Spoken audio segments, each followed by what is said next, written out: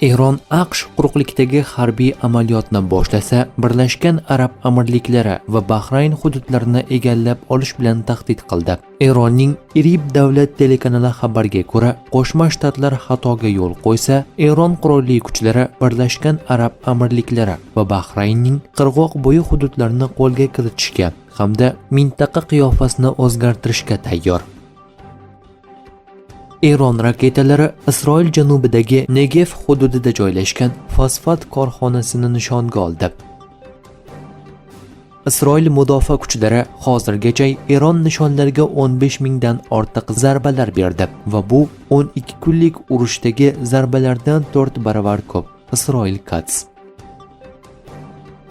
Jurnalist Isroilning BMTdagi elchisiga savol berdi. Nega Isroilda yadro quroli bo'lishi mumkin, lekin Yaqin Sharqdagi boshqa davlatlarda bunday huquq yo'q deya savol berdi. Bunga esa Isroilning BMTdagi elchisi Danon javob berdi. Kim mintaqada barqarorlik olib kelyapti, kim esa beqarorlik. Isroil mintaqada barqarorlikning asosi. Biz tinchlikni istaymiz. Biz tinch yo'llarni tanlaymiz va tinchlikni qo'llab-quvvatlaymiz dedi Isroilning BMTdagi elchisi.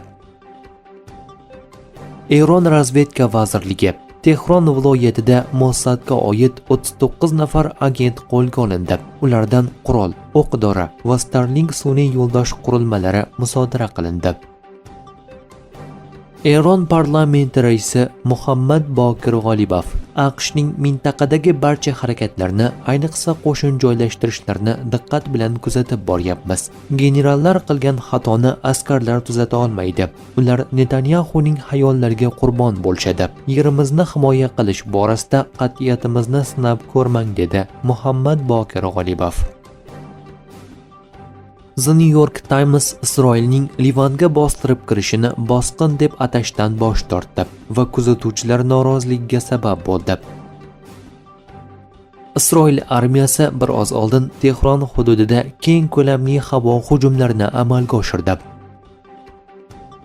AQSh, Isroil va Eron o'rtasida muzokaralar boshlangan taqdirda ham urush yana 2-3 hafta davom etishi mumkin. Axios agentlikning yozishicha, Oq uy mojaroni diplomatik yo'l bilan hal qilish uchun sharoit yaratib, shu bilan birga harbiy bosimni oshirgan holda ehtimoliy quruqlikdagi hujum uchun kuchlarni tayyorlamoqda.